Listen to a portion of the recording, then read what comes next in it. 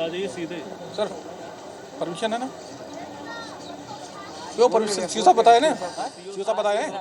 नमस्कार, अतुल्य कुंभ के इस महा बुलेटिन में आप सभी दर्शकों का बहुत स्वागत है। और आज हम मां गंगा की गोद से ये बुलेटिन कर रहे हैं। और मेरे पीछे आप जिन्हें देख रहे हैं, ये एटीएस के वो जवान हैं जो मुस्तैदी से अपनी ड्यूटी कर रहे हैं। यानी जल थल नभ तीनों पर इनकी निगहबानी है। ड्रोन के जरिए देख रहे हैं कि क्या हो रहा है स्थिति, और थल में तो है ही और जल में भी ये मौजूद हैं। तो इन्हीं के भरोसे प्रयागराज का जो महाकुंभ है, 45 करोड़ लोग आ रहे हैं, सुरक्षा की जिम्मेदारी इन्हीं के भरोसे है। तो मैंने कहा कि इन्हें दिखाया जाए। लेकिन पहली जो खबर है अतुल्य कुंभ की, चूंकि बॉलीवुड से लेकर साउथ के और संगीत जगत के बड़े बड़े सितारे आ रहे हैं, और इसी कड़ी में आज मैथिली ठाकुर कुंभ मेला मैदान में आएंगी। यहां पर वो अपनी परफॉर्मेंस देने के लिए आ रही हैं।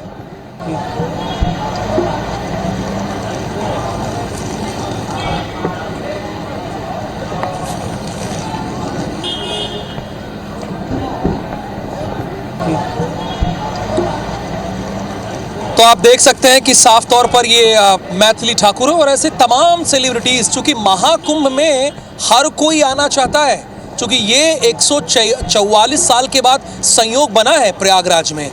सोचिए हम कितने सौभाग्यशाली हैं कि इस पल के गवाह हैं। तो जाहिर सी बात है, बॉलीवुड हो, हॉलीवुड हो, संगीत जगत के लोग हो, सभी यहां पर पहुंचना शुरू हो गए हैं।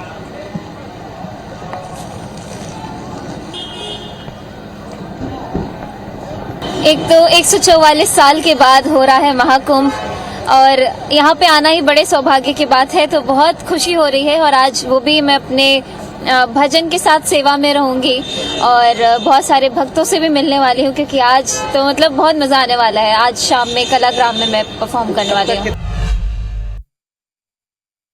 रामा रामा रटते रटते बीती रे उमरिया, रामा रामा रटते रटते बीती रे उमरिया, रघुकुल नंदन कब आओगे रे भिलन की डगरिया, रामा रामा रटते रटते। तो मैथिली ठाकुर को आप सुन रहे थे, उनकी प्रस्तुति को सुन रहे थे। वो प्रयागराज के इस महाकुंभ में आई हुई हैं। और अब आपको एक ऐसे साधु से मिलवाने जा रहे हैं, चूंकि जो साधु संत हैं और अखाड़े हैं, वो प्रयागराज के इस महाकुंभ की शान है। तो यहाँ तरह तरह के साधु संत देखने को मिल रहे हैं। ऐसे ही हमारी एक ऐसे साधु से मुलाकात हुई जो इस प्रयागराज के महाकुंभ में कांटे वाले बाबा कहे जा रहे हैं। अब भाई, ये कांटे वाले बाबा क्यों कहे जा रहे हैं, इसके पीछे की क्या वजह है, वो आपको अपने इस रिपोर्ट पर दिखाते हैं।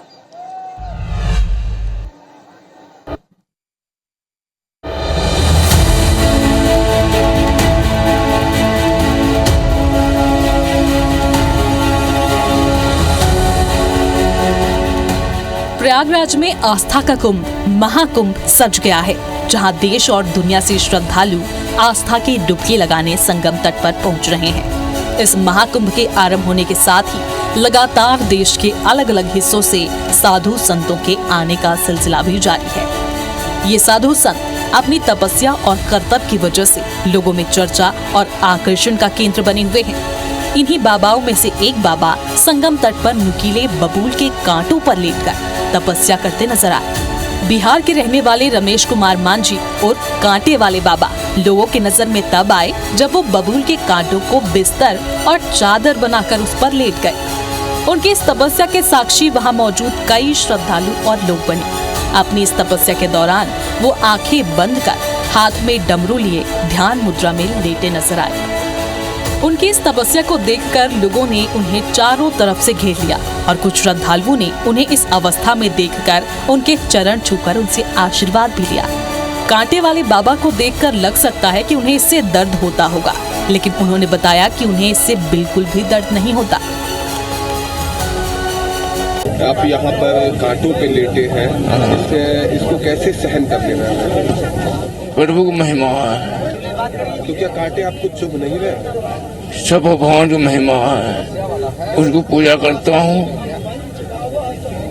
गुरु की सेवा करता हूँ, गुरु ने ज्ञान दिया, गुरु से आशीर्वाद दिया हमको।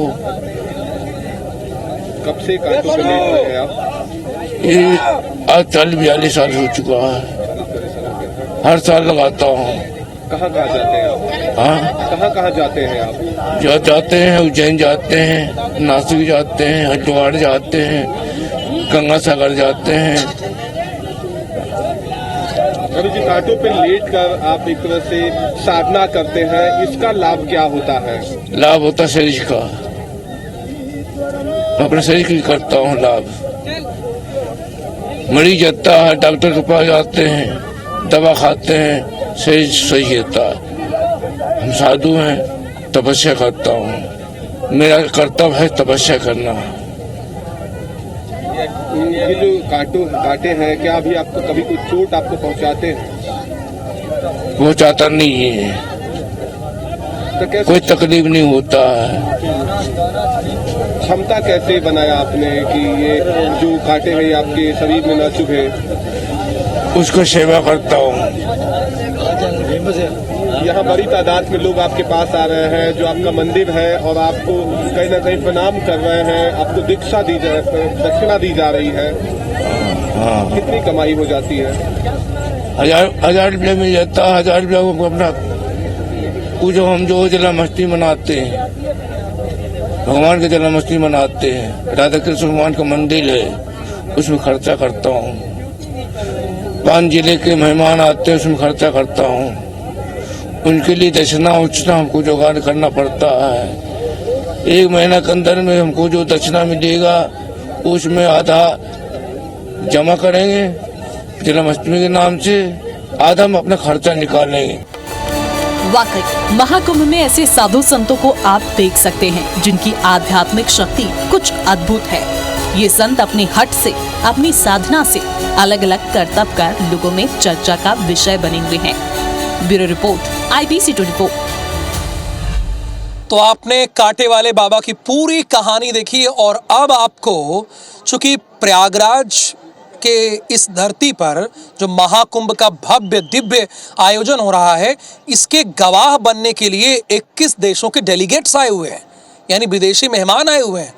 और यहाँ की सुंदरता को देख के, भव्यता को देखकर ये अचंभित हो गए कि इतना भव्य आयोजन कैसे हो सकता है। जब गंगा के तट के किनारे पहुंचे तो इन्हें यकीन ही नहीं हुआ। हमारी टीम वहां पहुंची है, ये लोग, इन लोगों का क्या एक्सपीरियंस रहा है जब प्रयागराज की धरा पर ये पहुंचे हैं, वो आपको सुनवाते हैं।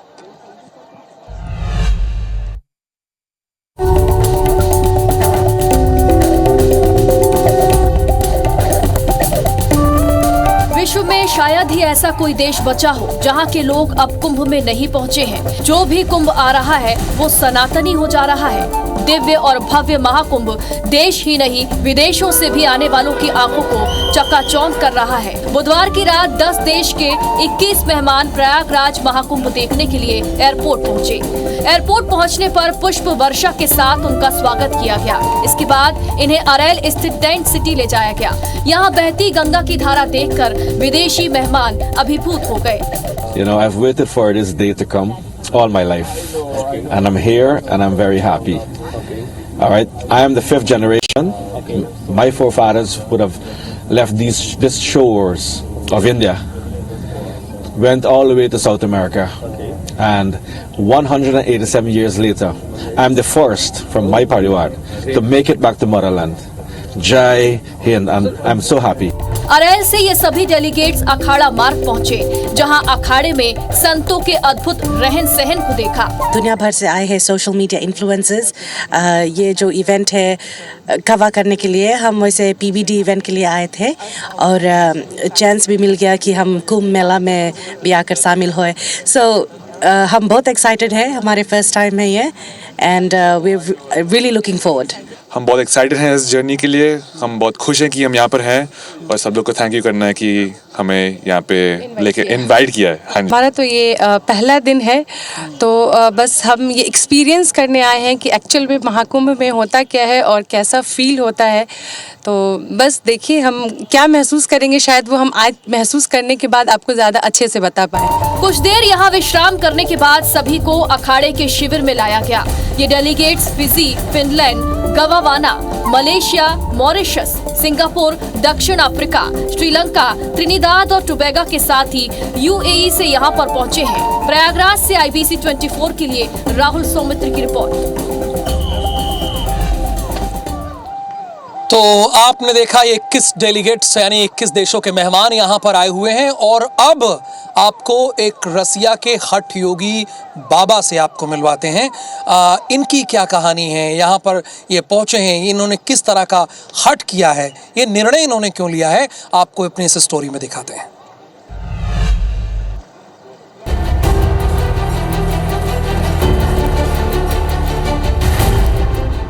आस्था के महाआयोजन महाकुंभ में तरह तरह के रंग देखने को मिल रहे हैं। कहीं हठी योगी तो कहीं नागाओं का स्वरूप तो कहीं विदेशी संत। इसी बीच रशिया की एक फैमिली भी महाकुंभ देखने आई है। ये लोग पायलट बाबा के शिविर में रुके हैं। इनके साथ जो छोटा बच्चा है वो अपनी भाषा रशियन के साथ ही हिंदी में भी बात करता है। खास बात यह है कि इस बच्चे का नाम भी रामा है।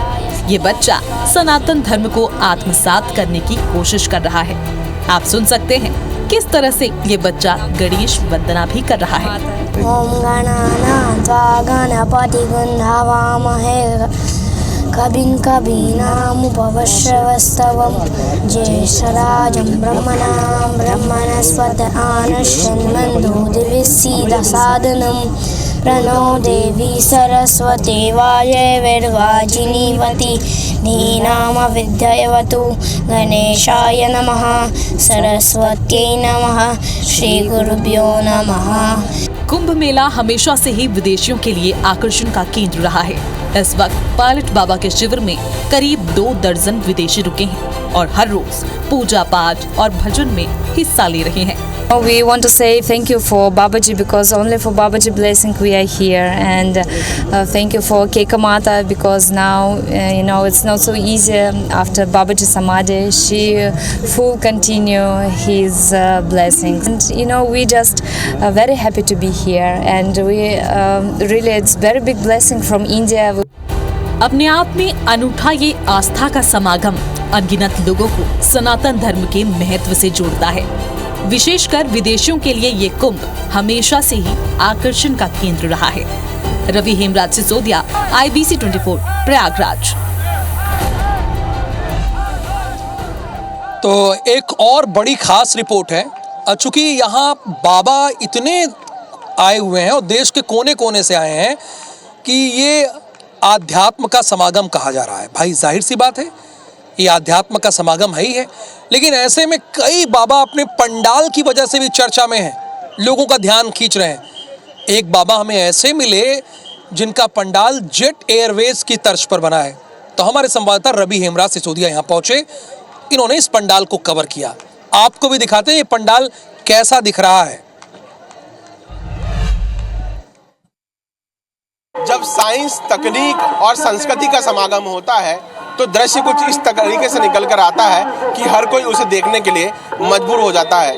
इस समय हम खड़े हैं सेक्टर 17 में, जहां पर एक पंडाल बनाया गया है। ये हमारे भारत का जो लड़ाकू विमान है, जो देशी विमान भारत में बनाया जा रहा है, उसकी प्रतिकृति यहाँ पर बनाई गई है, जो कि तेजस यानी कि तेजस भारत का फाइटर विमान है और उसी की प्रतिकृति आपको यहाँ पर नजर आ रही होगी। कई सारे लोग जो है वो यहाँ पर इसे देखने के लिए आ रहे हैं, उसके साथ सेल्फी ले रहे हैं। तो यानी कि देश की जो ताकत है उसे यहाँ पर प्रमोट किया जा रहा है और यहाँ पर कई सारे लोग उसके साथ में सेल्फी लेने के लिए पहुँच रहे हैं। और क्यों ना, क्योंकि ये भारत की ताकत को बढ़ाता है। हमारे भारत की जो आर्मी की ताकत है, फोर्स है, उसको मजबूती प्रदान करता है। कुछ युवा यहाँ पर जरूर आए हैं और आप देखेंगे कि लोग यहाँ पर फोटो खींचने के लिए आ रहे हैं, क्योंकि यह काफी आकर्षण का केंद्र बना हुआ है और लोग बड़ी संख्या में यहाँ पर पहुंचकर इसकी फोटो कैद करने के साथ साथ उनके साथ सेल्फी भी ले रहे हैं। आप आए, कैसा लग रहा है आपको? बहुत ही अच्छा लग रहा है मुझे यहाँ पे आकर के। और फिर यहाँ पे बहुत सारे अच्छे पंडाल बने हुए थे, इसमें से ये भी है। सुंदर पंडाल बना है महाराज जी, बहुत सारे लोग आ रहे हैं।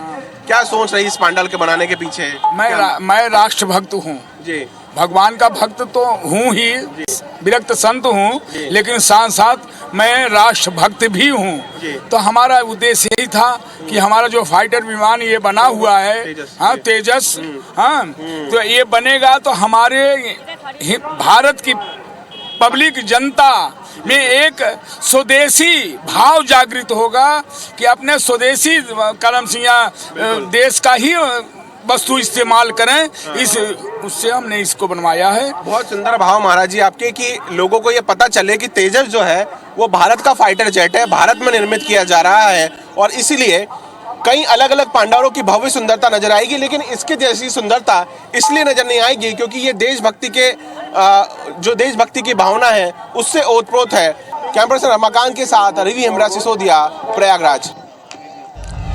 तो देखा, तेजस की तर्ज पर यह पंडाल बनाया गया है और बाबा ने बताया हमारे संवाददाता को कि इसके पीछे की वजह है कि लोगों में स्वदेश की भावना उनके अंदर आए।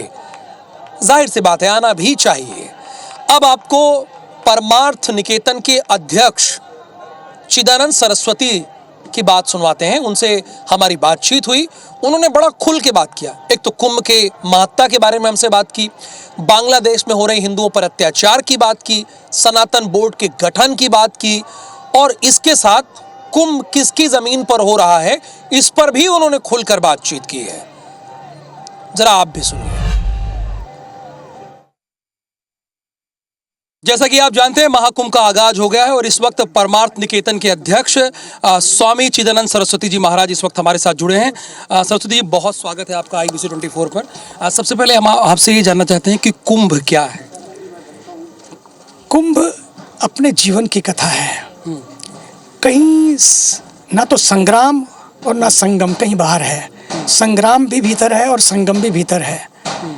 और ये जो कुंभ है, मुझे तो लगता है कि ये सागर मंथन से स्वयं के मंथन की कथा है। ये अमृत मंथन से आत्म मंथन की कथा है। इस अमृत मंथन को पाने के लिए आत्मा का मंथन करना पड़ता है। यही देवों और दानवों ने किया, दोनों ने मिलके किया। जब भी कोई अमृत की तलाश है तो सबको मिलके काम करना है। और जैसे अमृत के बाद, पाने के बाद जो छीना, अमृत तो आ गया लेकिन जब छीना झपटी होने लगी, बस वही मानव और दानव और सब अलग अलग हो जाते हैं। बस इसी को समझ लेने का नाम कुंभ है। अब देखिए ना, स्टीव जॉब्स की पत्नी भी यहाँ आकर संगम की गई है, तो इससे इसे आप कैसे देखते हैं? क्या हम विश्व गुरु की तरफ वाकई आगे बढ़ रहे हैं? देखिए, एप्पल के फोन के लिए लोग 3-3, 4-4 किलोमीटर की लाइन लगाते हैं। बिल्कुल। और जिनके फोन के लिए लंबी लंबी लाइन लगती है, वो लाइन लगा के मौन रख रही है। एक फोन की ओर दौड़ रहे हैं, एक मौन की तरफ आ रही है। तो ये हमें समझना है, देश के युवा को समझना है कि मुझे चाहिए क्या, मुझे जाना कहाँ है, where I am going, what is my goal, what is my role. If you don't understand your role and goal, my dear, you are being lost. And this is the way you will find your direction. कुंभ केवल दीक्षा भी नहीं है, कुंभ तो दिशा है। दीक्षा मिली और गए, लेकिन दिशा मिली तो पार उतर गए। महाराज जी सिर्फ संगम में रही नहीं, बीज मंत्र लेकर गई है कैलाशानंद गिरी। ये तो बहुत बढ़िया बात है।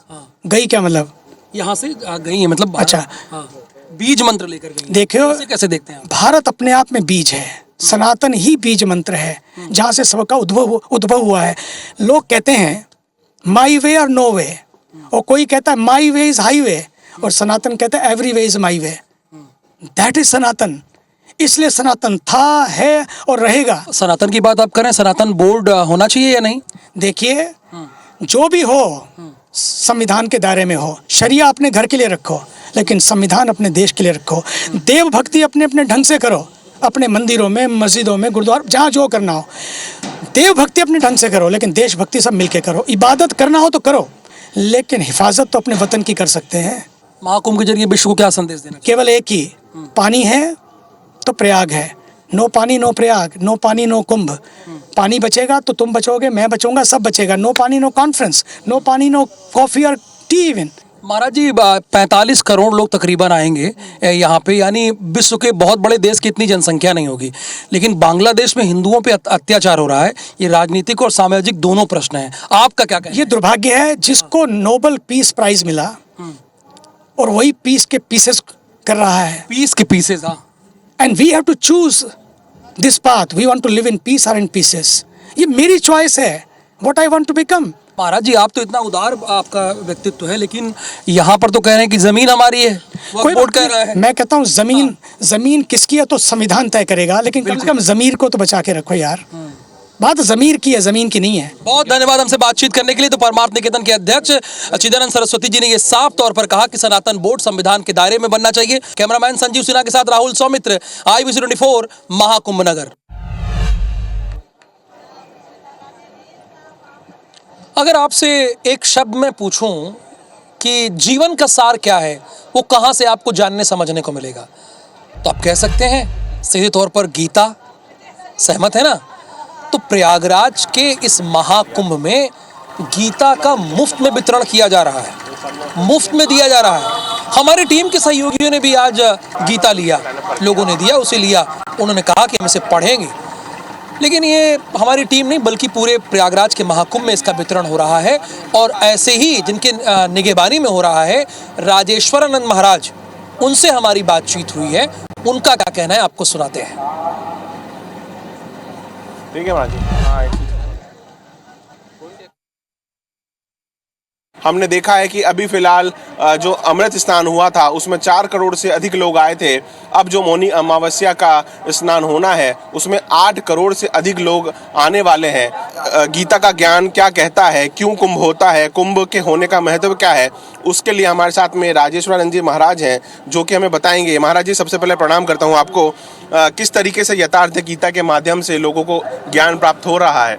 यथार्थ गीता पूज्य स्वामी जी को भगवान का आदेश हुआ कि गीता लिखो। 8 साल तक तपस्या किए कि नहीं लिखनी पड़े, ये संस्कार कट जाए, लेकिन भगवान ने कहा कि नहीं, लिखना ही पड़ेगा। तब स्वामी जी ने जैसे जैसे भगवान बोलते गए उनको ध्यान में एक एक श्लोक का अर्थ, उस अर्थ को स्वामी जी बोलते गए और रिकॉर्ड कर लिया गया। उसका नाम पड़ा यथार्थ गीता, बाद में लिपिबद्ध किया। ये मनुष्य जो है, यहाँ पे पहले ऋषि मुनि इकट्ठे होते थे। उनका उद्देश्य था कि पूरे संसार में ये गीतोक्त साधना पद्धति प्रत्येक व्यक्ति तक, जन जन तक पहुँचे। इसके लिए 12 साल में, हर 12 साल में एक कुंभ लगता था। हजारों साल से ये कुंभ लगता है। हजारों साल पहले आप देखेंगे कोई संप्रदाय नहीं है। 2000 वर्ष पहले ईसाई और यहूदी ये है, इसके पहले किसी संप्रदाय का नाम नहीं है। लेकिन कुंभ की चर्चा सतयुग से है, अनादिकाल से है, यज्ञ भर। क्यों? क्योंकि पूरे विश्व में यहीं से धर्म प्रसारित होता था। इसलिए यह महाकुंभ, इसका उद्देश्य बहुत बड़ा है। पूरे व्यक्ति, मनुष्य मात्र को, विश्व में कहीं भी हो, मनुष्य मात्र को अमृत पाने की, अमृत तत्व को प्राप्त करने की विधि इस गीता के द्वारा दी जाती थी। उसी गीता को पूज्य स्वामी जी ने उसी परमात्मा के मार्गदर्शन में लिखा, नाम पड़ा यथार्थ गीता। तो ये भी धर्म में अमृत है। बिल्कुल, आप देखेंगे कि यथार्थ गीता के बारे में महाराज जी ने बहुत स्पष्ट तौर से बताया है कि 5200 साल के वर्षों के अंतराल के बाद में श्रीमद् भगवत गीता की ये शाश्वत विशुद्ध व्याख्या की गई है। और भगवत गीता के माध्यम से परमार्थ को कैसे एक आम व्यक्ति पा सकता है। कैमरा पर्सन रमाशंकर के साथ रवि हेमरा सिसोदिया, प्रयागराज। अतुल्य कुंभ के इस बुलेटिन में फिलहाल के लिए इतना ही, लेकिन एक सैल्यूट उन जवानों के लिए जिनके निगहबानी में प्रयागराज का महाकुंभ हो रहा है, यानी हमारे UP ATS के जवानों के लिए। जरा सोचिए, प्रयागराज की इस धरती पर 45 करोड़ लोग आएंगे और सुरक्षा की जिम्मेदारी किसके ऊपर होगी? जरा संजीव जी कैमरा को पैन करके दिखाई जो हमारे जवान हैं, और उन लोगों को संदेश जो बार बार कहते रहते हैं, दूर से कहते रहते हैं, इनके हाथों में सुरक्षा है। और जल थल नभ UP ATS आप सभी को वॉच कर रही है। और इन्हीं की निगहबानी में मकर संक्रांति का पावन पर्व हुआ और उसमें 3.5 करोड़ लोगों ने डुबकी लगाए।